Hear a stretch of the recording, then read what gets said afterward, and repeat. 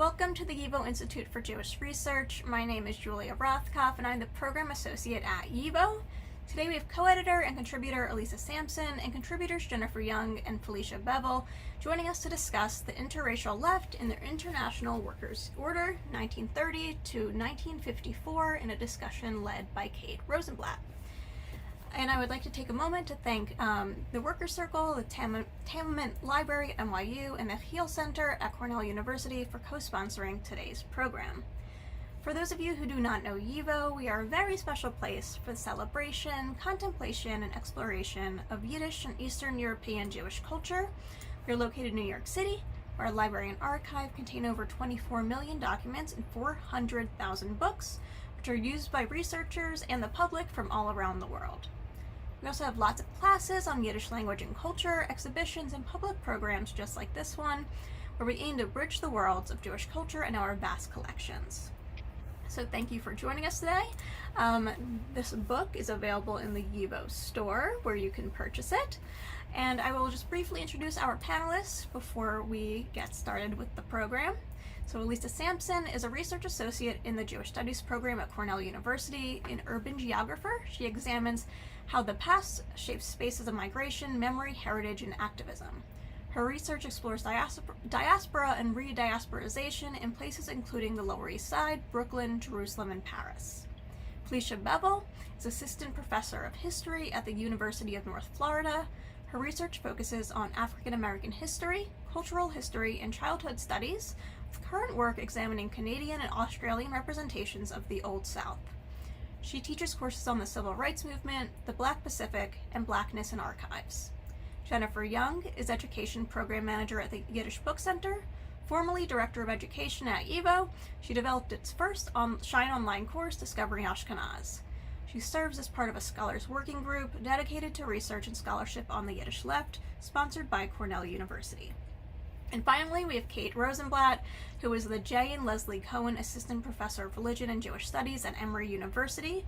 A historian of American religion and Jewish life, she is the author of Cooperative Battlegrounds, Farmers, Workers, and the Search for Economic Alternatives, forthcoming from Columbia University Press. And she is currently researching the post-World War II American Jewish left. So welcome to our esteemed panelists. And Kate, the floor is yours. Awesome. Hi, everyone. I'm really thrilled to be here and to be moderating this fantastic conversation about this really important volume about the IWO, which I really encourage you to pick up a copy of. I wanted to begin by asking this sort of big question and pose it to all three panelists. What was the Jewish People's Fraternal Order of the IWO, which was one of the largest Jewish lodge orders and a household name in its time? Why is it that so few people have heard of it today, both the JFPO and the IWO? And what marked these organizations as different from other organizations of its time? Maybe, Elisa, do you want to begin? Absolutely. It's a pleasure. And shalom aleichem to this crowd. The IWO, or the International Workers' Order, was a fraternal order. That is, a mutual benefits association, founded primarily by Yiddish-speaking garment workers whose benefit package was needed during the Depression and did not discriminate or mark up benefits. It grew out of a leftist Jewish formation called the Linker, or the Left. The IWO was shut down on legally dubious grounds by New York State in the Cold War, which added an incentive to be silent about Jewish pro-Soviet leftists and the dangers that they were soon to pose to others under McCarthyism. Its interracial nature, unique and fraternal history, was why it was targeted by J. Edgar Hoover. Leaders and members included Clara Lemlich, strike of 1909, for those who are interested in labor history, Paul Robeson, quite famous, Louise Thompson Patterson, perhaps less known, but deservedly should be of fame, Langston Hughes, Itche Goldberg, for those of you who are interested in Yiddish culture or other Yiddish publications, Vito Marcantonio, who was a 7-term congressman. And I turn this over to my colleagues happily.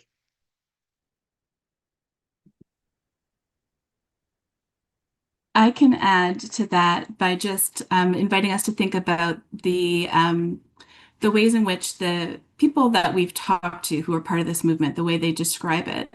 And many of them use the word bubble. It was a bubble. And that means two things. It means that it was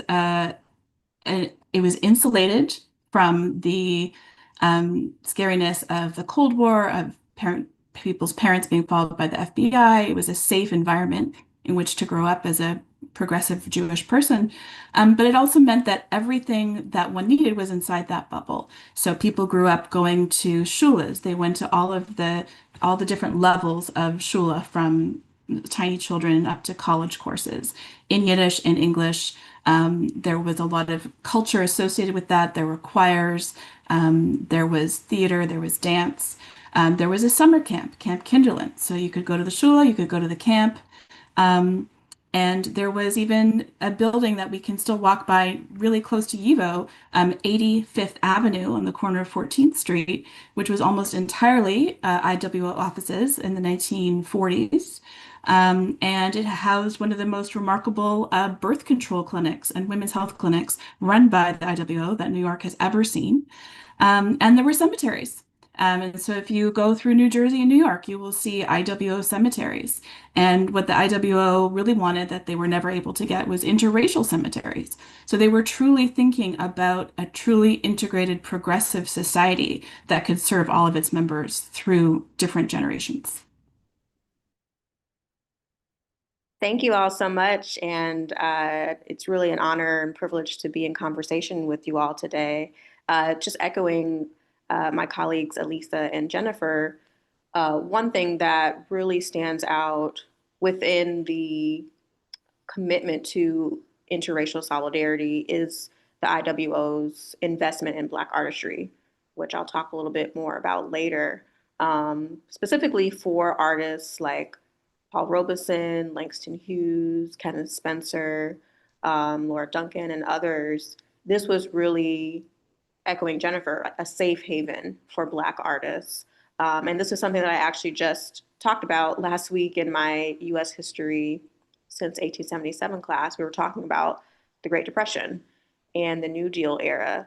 And we discussed the IWO, and of course, none of my students had ever heard of it, which is an example of what we're talking about right now. And, you know, we were discussing the importance of this, particularly in the 30s, when workers were coming together and trying to create these spaces for organizing, for security, for solidarity.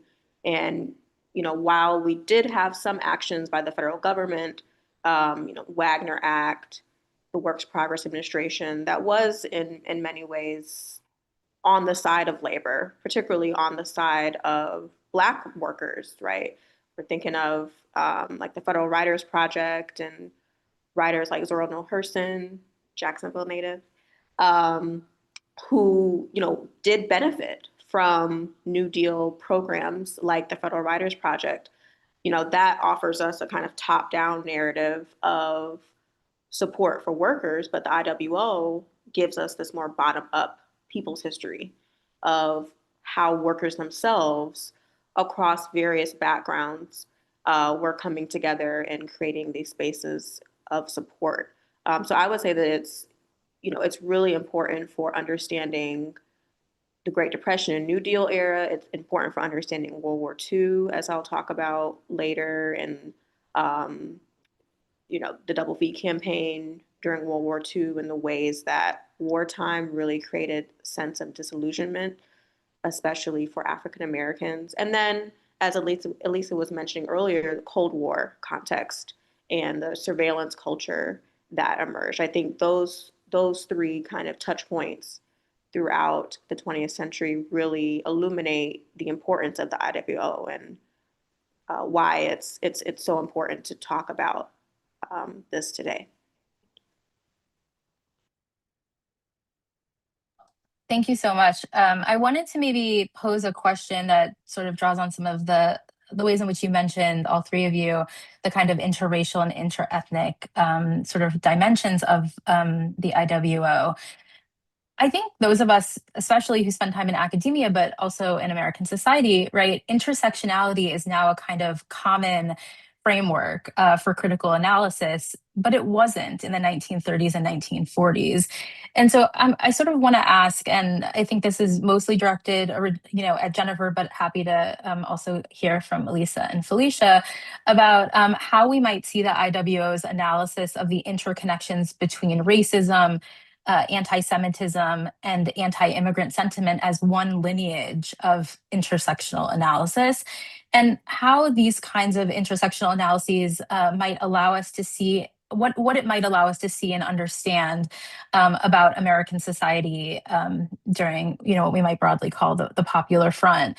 How did the IWO successfully organize across racial, ethnic, and linguistic boundaries, including Jews, African Americans, Italians, Puerto Ricans, and Slavs, all together in a time when Jim Crow still reigned supreme?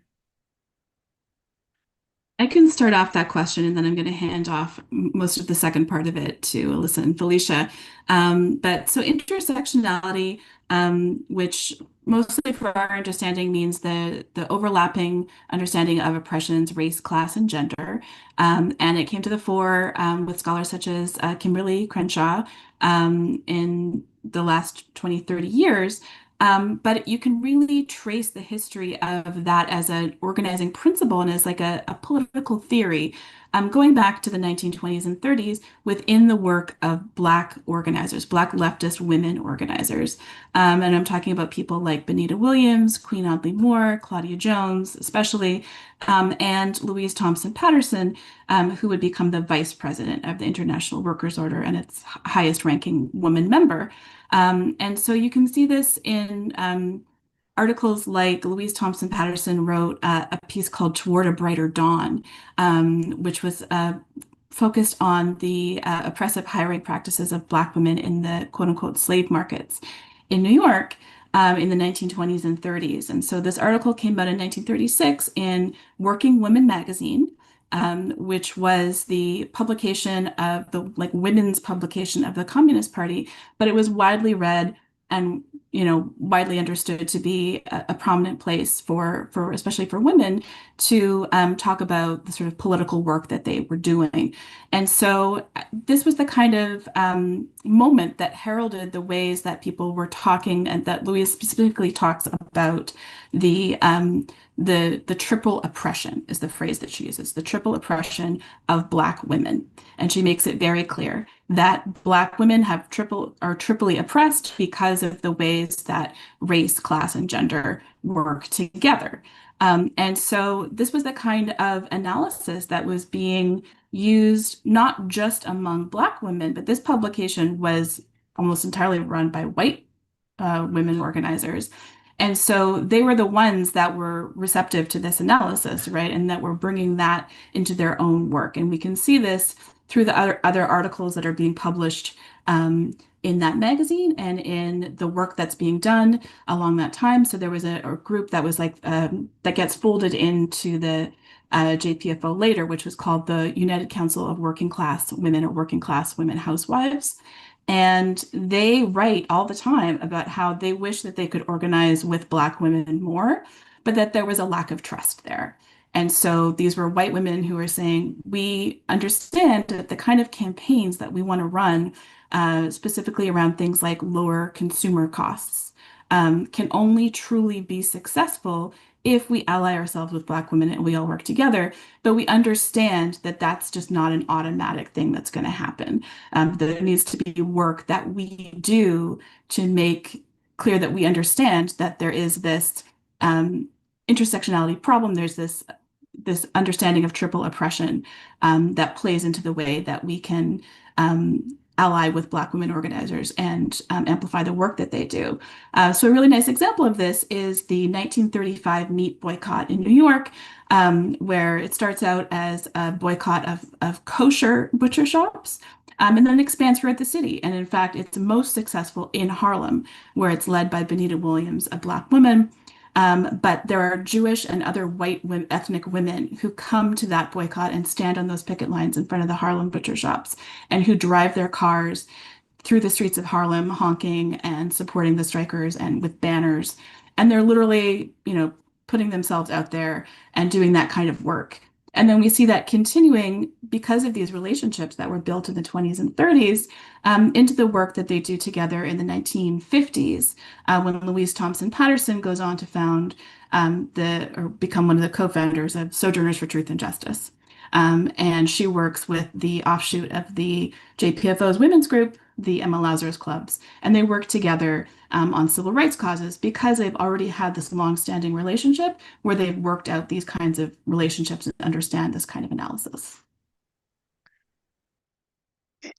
And Kate, if I can jump in here, I'd simply like to point out that this question that you raised of the interconnections between racism, anti-Semitism, anti-immigrant sentiment is what animates a Yiddish-speaking fraternal organization to say you must fight them in tandem.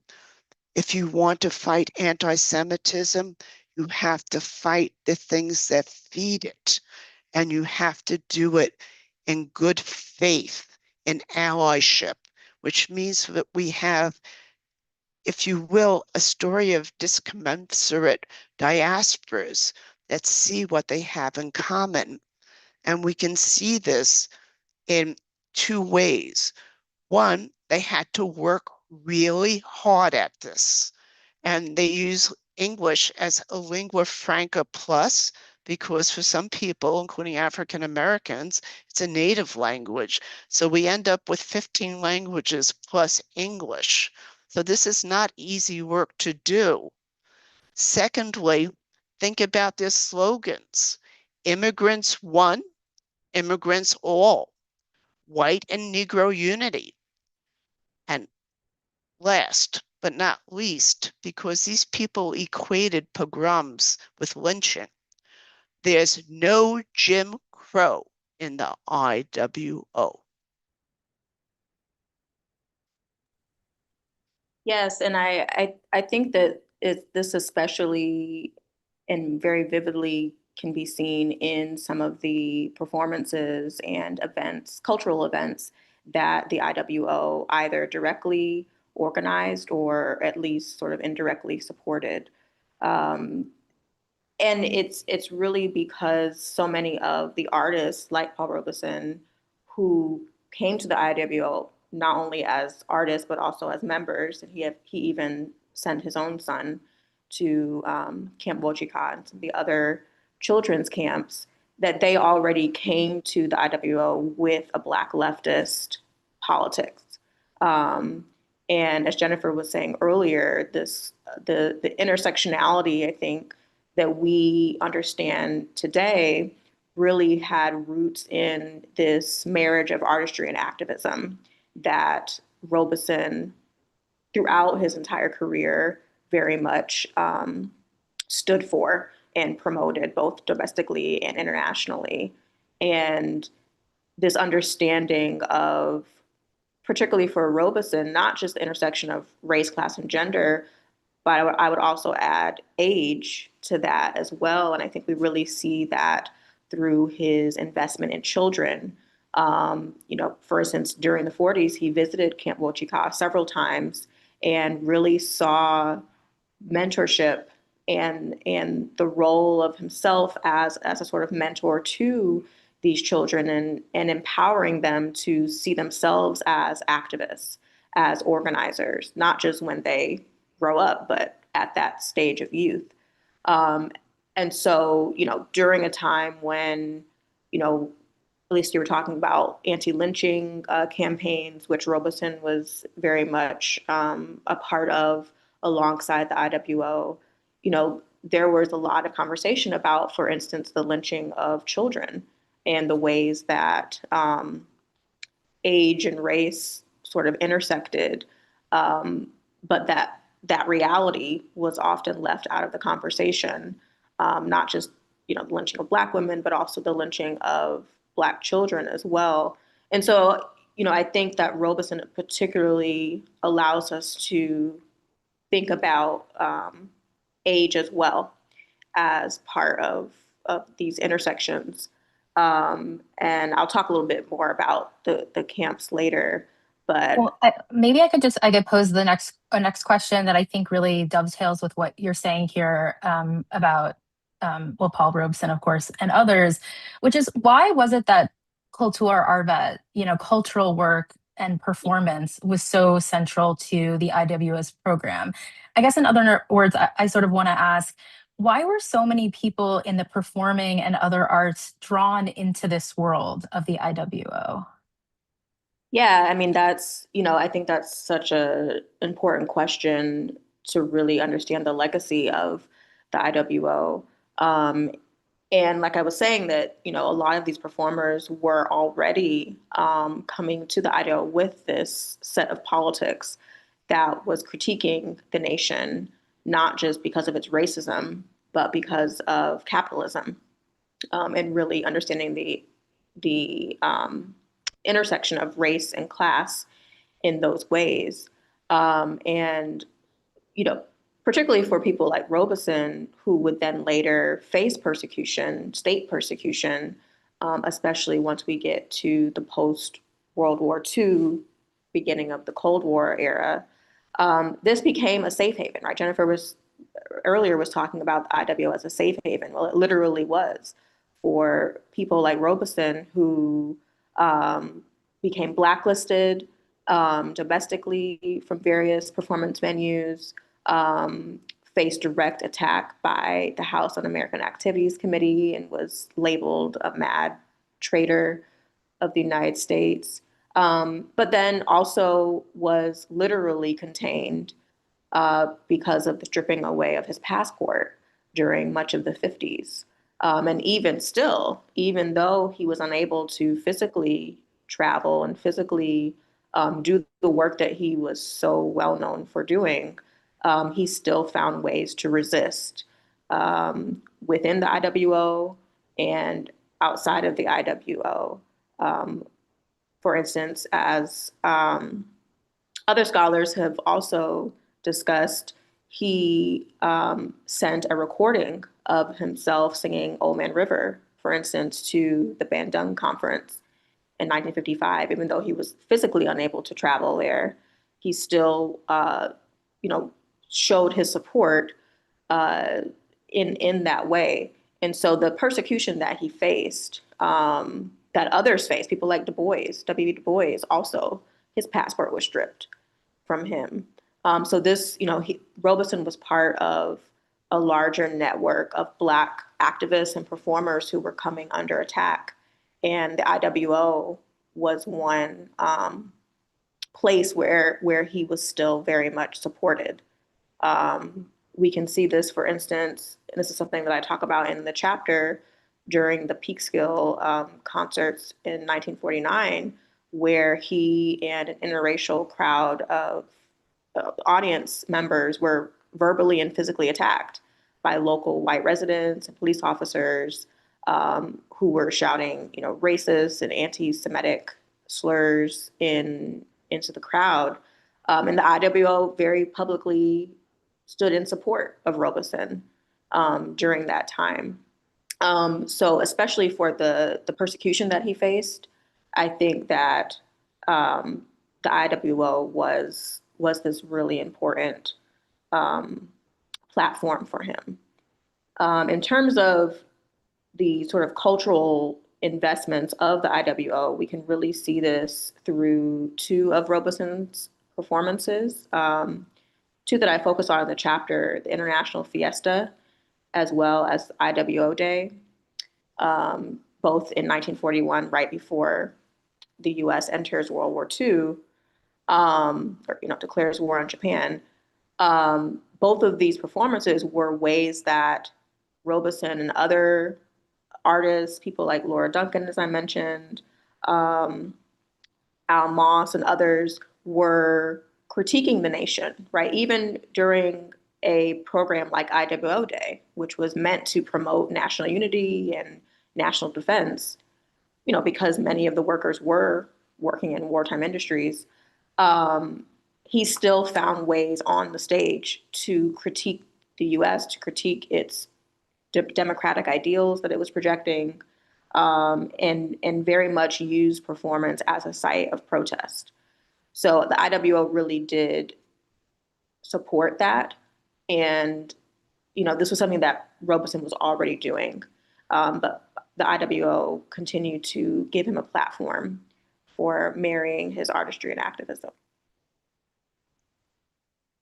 And Katie, if I could just briefly add to what Felicia said very eloquently, for the IWO, including its Jewish section, bringing people together through performance was central to creating high quality secular immigrant American culture that embraced African Americans and could stand on its own and attract people. They understood the power of performance in music and art. And some vast examples are Grappa, Howard Fast, Mina Harkavi, Langston Hughes, Itche Goldberg, whom some know already from Yiddish Kultur and other Yiddish publications, Ruth Rubin, who created music for the IWO's shores. So people fused their identities with politics and wanted to contribute their art since they were worried about what was happening in the US and Europe and fascism, including in Africa and elsewhere. And that brings us to a chapter on the Spanish Civil War, of course.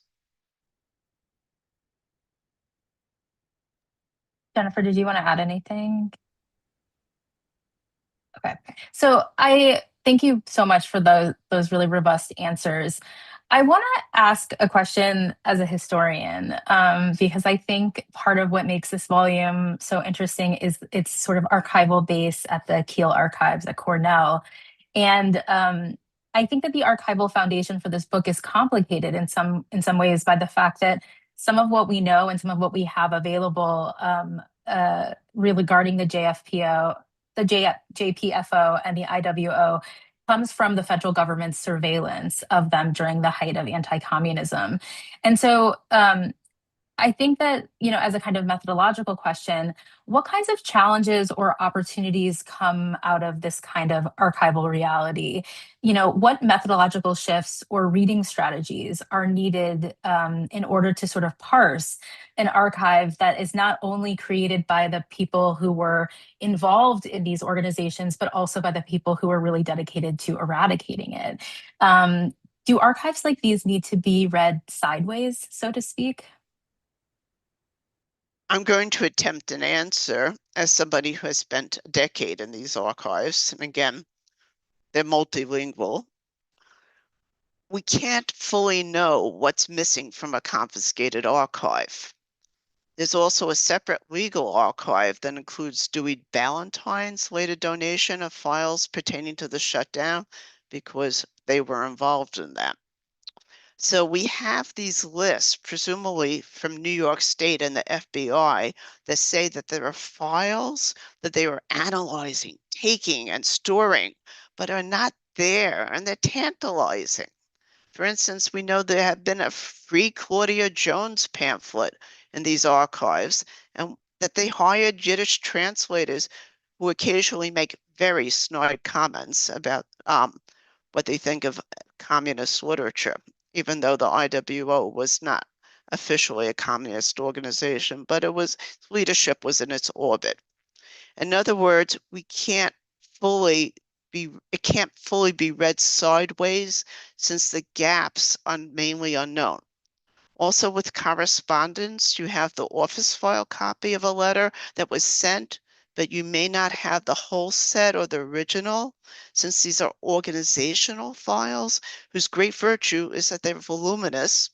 They usually have 3 copies, and almost everything was typed or printed since they viewed the office as a modern insurance factory. So caveat emptor. Having said that, I worked very hard with the Kiel Center at Cornell to acquire material objects such as photos, memoirs, ephemera, music scores, correspondence, books, and conduct video interviews with those who participated in the Jewish People's Fraternal Order, the JPFO. And then they have rounded out our knowledge of the collection, and we are incredibly grateful to these donors.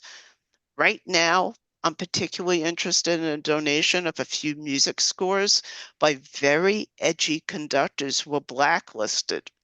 The music includes the Ballad of August Bondy, about a German Jew, an 1848er in Kansas who fought with John Brown. And of course, the IWO is very big on John Brown because he had an interracial group of fighters in Kansas. And then there's Harper's Ferry, of course.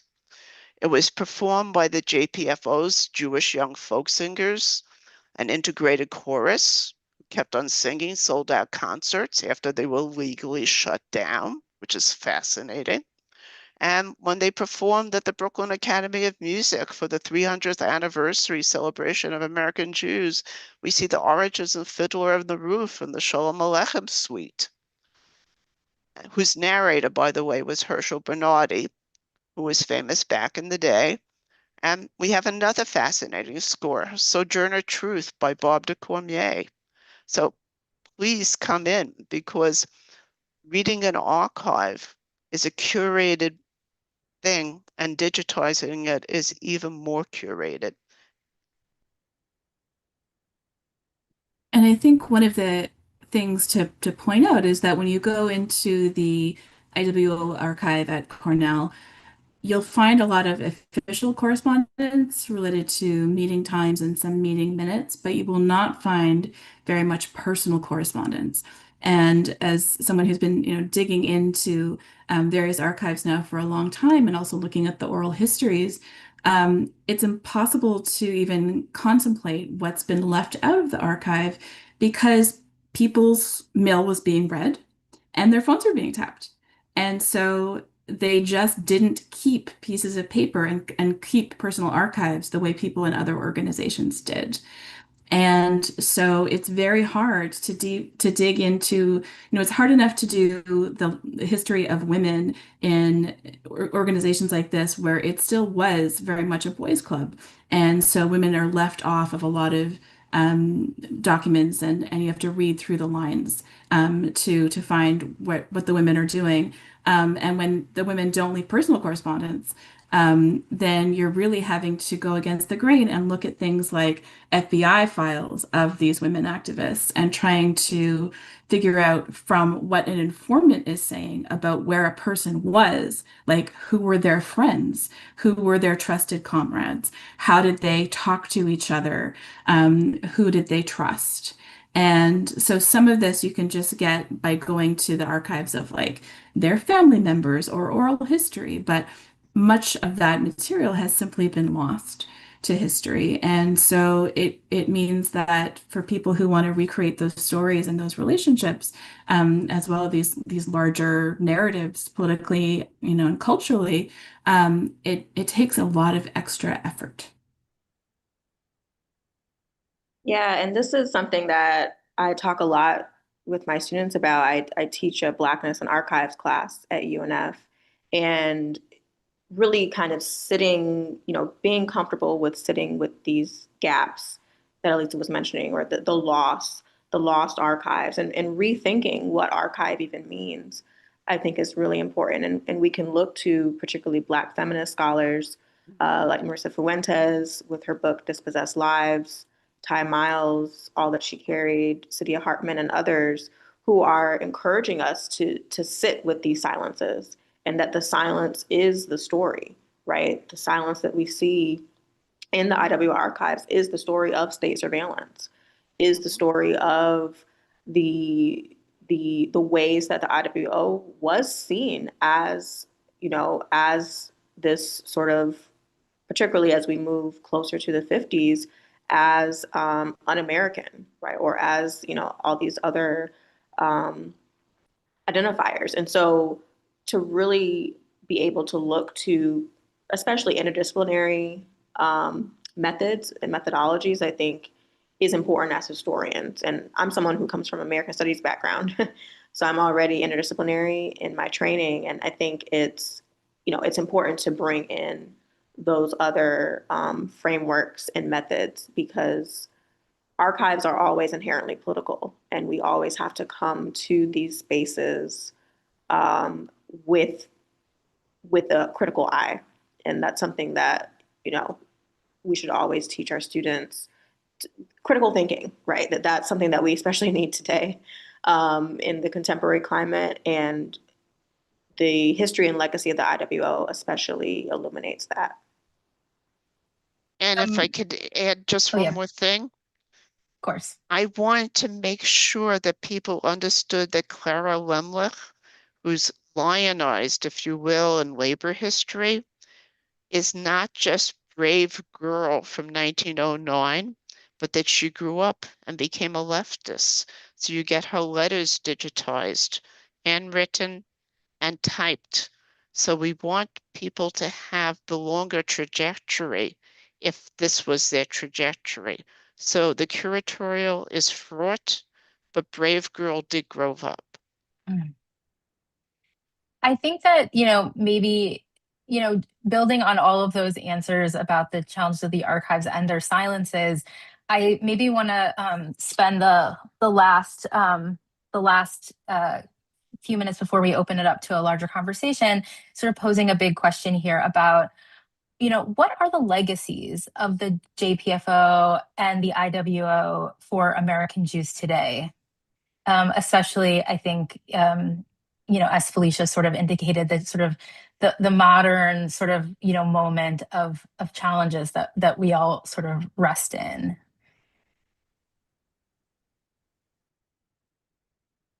I think that going back to what I was saying earlier about particularly Robeson's connection to youth, whether they were at these children's camps or when he was on stage singing with youth chorus.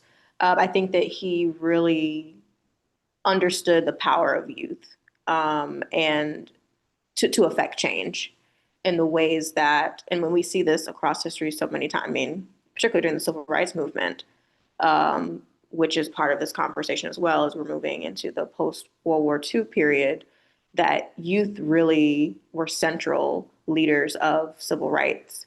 And it's through the IWO and its championing of children, and not just seeing them as as passive, but as active, as activists and organizers themselves. I think that we can continue in that legacy of empowering youth. And, I'm sure that you all see it, hopefully, on, the college campuses where you're located. But, here at UNF, we have Students for Democratic Society, Black Student Union, and they are very active on campus and in the community and pushing for various changes at the local level. And so I think that we can take inspiration from young people today and can carry on the legacy of the IWO's investment in youth.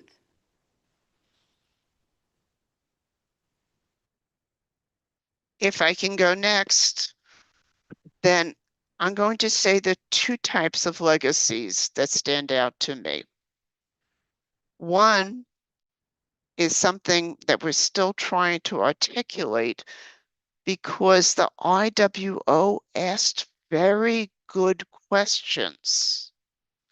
And why is it that anti-Semitism in the US is bound with racism, and anti-immigrant sentiment is a very good question? And why can't you fight one without fighting the other? We're stuck with the same question, even though the answers may be different. And then I would add to this that the power of performance and bringing community together, whether it's seen in Minnesota or elsewhere, people are agreeing that is one of the most powerful tools, and it is one that we have learned from the past and that the civil rights movement in the 60s didn't come out of nowhere. So we have a heritage. And of course, like all heritages, it is controversial, and one can't catapult from the present to the, or rather from the past to the present. But we can note that Camp Kinderland has celebrated its 100th anniversary, and you can't form a future without a past. Well said, Alyssa.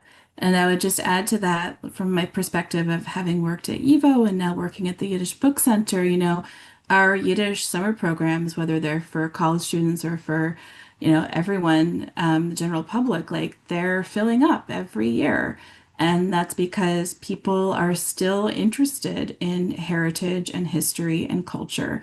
And they're looking for examples of how that can be part of their own lived experience as being Jews or being from other ethnic backgrounds, or just understanding the history of the United States as a multi-ethnic and multiracial society. And so, as Alyssa said, the JPFO and the IWO are such rich founts of information and of examples of creating new folk rituals, of creating pageantry, of parades. Right here in Northampton, we have the People's Puppet Parade, which is a group of young people that use puppetry and theater and Yiddish and the culture of activism to create, puppetry parades around different Jewish holidays. So I think that's an example of how people like that are going and delving into this history. They're going into the archives. They're literally learning these stories, and they're learning Yiddish, and they're putting all of those tools and those stories to use to speak to the contemporary moment. And that's just so powerful. And it's really wonderful that it's part of our jobs as historians and as sort of cultural public storytellers and historians to help make those stories more accessible to other people, because we want to see what's going to happen next, what people are going to do with those stories for themselves.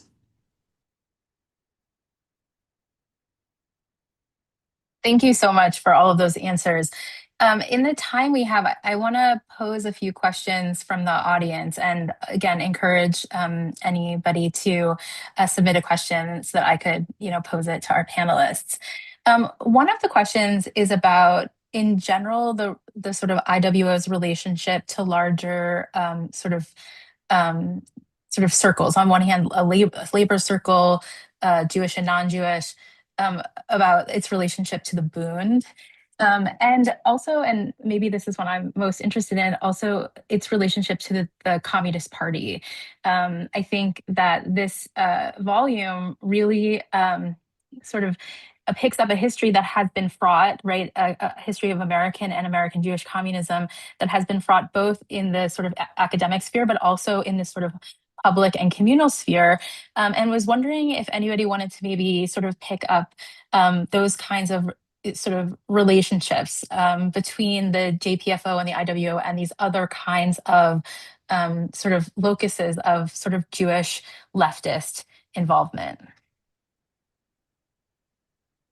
I could go briefly, and then I would much appreciate my colleagues chiming in.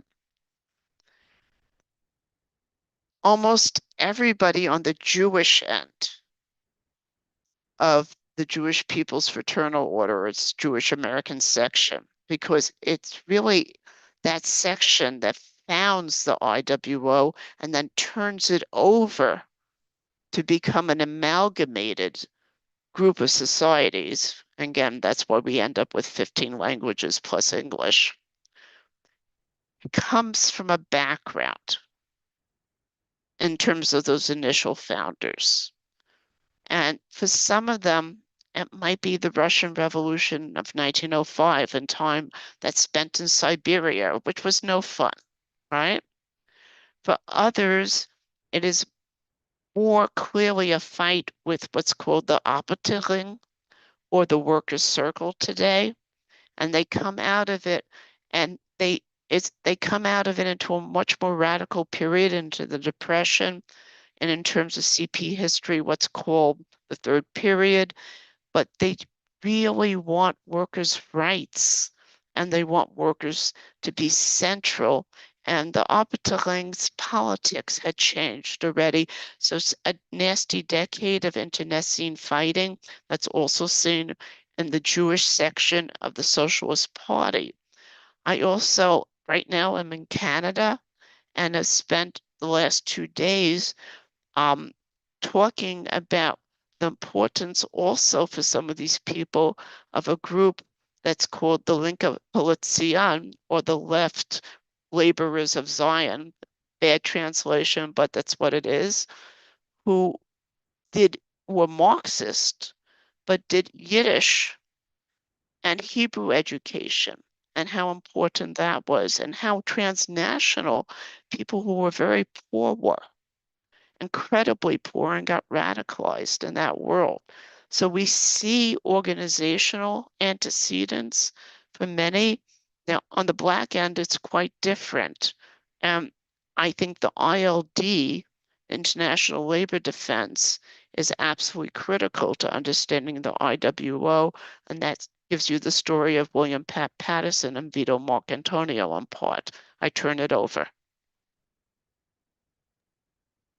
Yes, and I think that there is a way that, as we were saying before, that the IWO is this sort of aligned with and a sort of precursor to the post-World War II civil rights movement and its relationship to various organizations. I mentioned earlier the Civil Rights Congress that hosted or organized the Peekskill concert where Robeson faced persecution, that the IWO was very much not only had members who were part of these other organizations, but also was collaborating with civil rights activists and organizations to organize around several areas, whether it was anti-lynching, as I mentioned, labor issues, as Jennifer was mentioning earlier.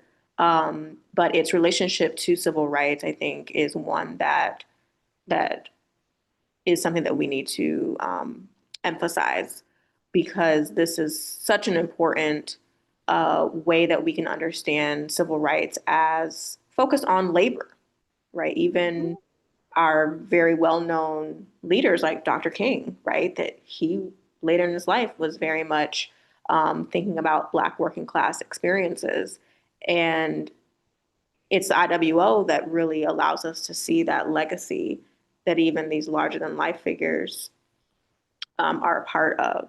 And so, yeah, I would say that one sphere, civil rights and civil rights organizations.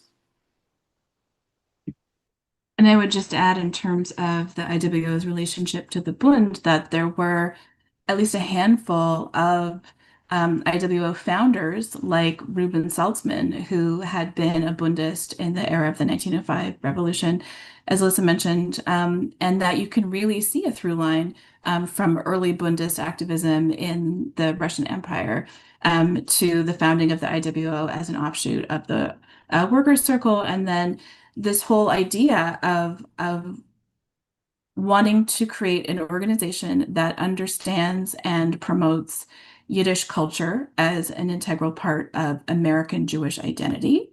And then also at the same time says, well, the most important thing we have to do if we understand ourselves as Americans, if we take ourselves seriously as American Jews, is to understand race. So you can't understand anything about the IWO or the JPFO without understanding that on the one hand, they're very proud to be Jewish and to be like Yiddish speaking Ashkenazi Jews and to make that like crucial to who they are. But you cannot separate that from their understanding of working towards integration and against racism, and seeing anti-Semitism as also integral to the fight against racism. Because it really goes back to the Emma Lazarus quote, until we are all free, we are none of us free, because that was just fundamental to every single meeting, to every single event, to every single organizing structure of the IWO, that you cannot separate any of those things out. In order to be an American Jew. You needed to not turn away from your own heritage. You needed to use that to feel strong as an American and as someone who can organize and use their voice to speak up for other Americans, whether they were Black, whether they were other ethnic groups that were being persecuted. And there was a real consequence to speaking out. And something we don't have time to really go into today is the way that during the Cold War, so many of those voices were sidelined because of things like the Smith Act and the McCarran Act, which meant that a lot of these Jewish people and white ethnic organizers were arrested and held for deportation. And some of them were deported and some of them weren't. But we're talking about a group of people who spent the rest of their lives, if they even stayed in the United States, as stateless, right? Their passports were taken away, their freedoms were taken away. And so that there was also a kinship there in terms of the vulnerability of speaking out, of being an activist, and of understanding that it was a vulnerable place to be, but it was also the only way to live as an American and as a Jewish or ethnic American, was to speak out for other people as an integral part of being an American. Okay, I think we might have time for one last question, and there are a couple that I'm going to sort of combine together to sort of pose a question about Zionism, and of course the Bund and Zionism, right, have been, I think, at the very forefront of American Jews' mind in the last weeks and months. And so I was wondering if any of you wanted to speak to the relationship between the JPFO and Zionism, and also specifically to the founding of Israel in 1948. Jennifer, do you want to go first? Otherwise, I'll take it. And then you come in. Your choice. Yeah, Alyssa, by all means, take it first. Okay. Zionism is an interesting question, regardless of the IWO, right? And the IWO was not a Zionist organization, which is part of why it got in trouble, as well as the fact it was interethnic and clearly what I would call within a CP orbit for some of its leadership. But again, some of its leadership, like Rockwell Kent, were all stock Americans and not Jews and not interested in Zionism. So one has to look at a cast of characters and understand that the membership of the IWO, 90% of whom had no connection to the party, were more sympathetic to this question of Israel. So there's a bit of a dance, and the dance basically said, we're not Zionist, but we are involved in a rehabilitation and relief campaign after the war. And you see it in France and Belgium, and you see it in Poland, and you see the fundraising, and it's incredible. And you also see it in what was called British Mandate Palestine, but they were very insistent that anything that touched on British Mandate Palestine would be for children. They built a Hadassah hospital wing on their own money, not the insurance funds.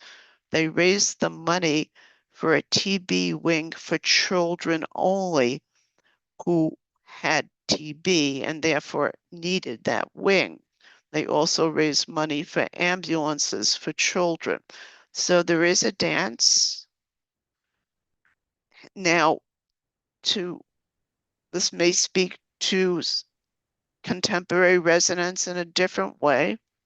They insisted on the right of people who were in the DP camps, the displaced person camps, to immigrate to the US, as well as resettle elsewhere in Europe. Some people who had been saved in the former Soviet Union went to France, for instance, but they also insisted that there might be a space in a binational state, which was the formulation of the day in this thing called British Mandate Palestine. And I would just add, in terms of like what Zionism meant in the late 1940s in America, right? You have to really sit yourself down and think about it from the perspectives of those people. And then also realize that when they're not the people, like I look at the Emma Lazarus clubs or the Jewish women's clubs, and they generally don't consider themselves Zionists. But there's like a cultural and a personality difference, right? Because I've looked at the correspondence when they've written back and forth with these like leftist, like Zionist organizations, and they're like, but we're Yiddish speaking, like we want a place for Yiddish in the new state, and like being sort of shut down about that, or being referred to as like, bitter women with heavy Yiddish accents, like by the labor Zionists, like, so there's this sense of like there are different camps that are already solidifying, but there's also a sense of there could be the state could be a place of immense possibility for the Jewish people overall, and it was the job of American Jews to help have a voice in creating that. So the Emma Lazarus clubs organized a daycare in Jaffa, and it was for both Arab and Jewish working class parents. So that just gives you a sense of what they thought the possibilities of the state were. Now, if you look at how that goes on later in the 60s and 70s, it does change a little bit. But there's still sort of like it's an internal dialogue with American Jews about what the possibilities of the state could be. And they're still always seeing it as a place of potential for Jewish progressive values, and they see it as their role to keep sort of like nudging it along that pathway. And I think that there was a lot of painfulness there, and it wasn't easy, just like it wasn't easy to feel like your home was in the communist movement when there were a lot of problems with that, both in the American context and then obviously with the Soviet Union. And so again, like we're hampered that because we don't have a lot of personal correspondence or a lot of interviews that sort of where people really parse this stuff out for themselves.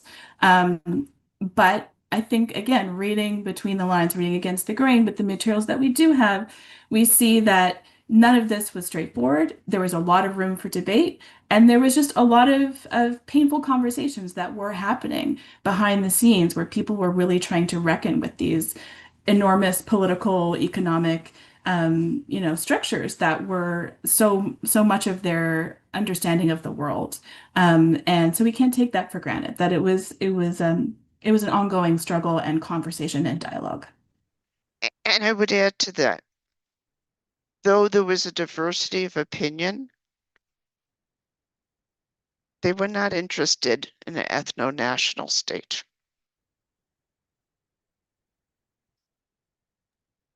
I think these last comments are so helpful, and maybe one of the legacies of the IWO that we might bring forward is the capacity of the JPFO to participate in, conversations that were fraught and difficult, and that the sort of challenges of the past can help us, be reminded that the painful conversations of the present are not entirely new.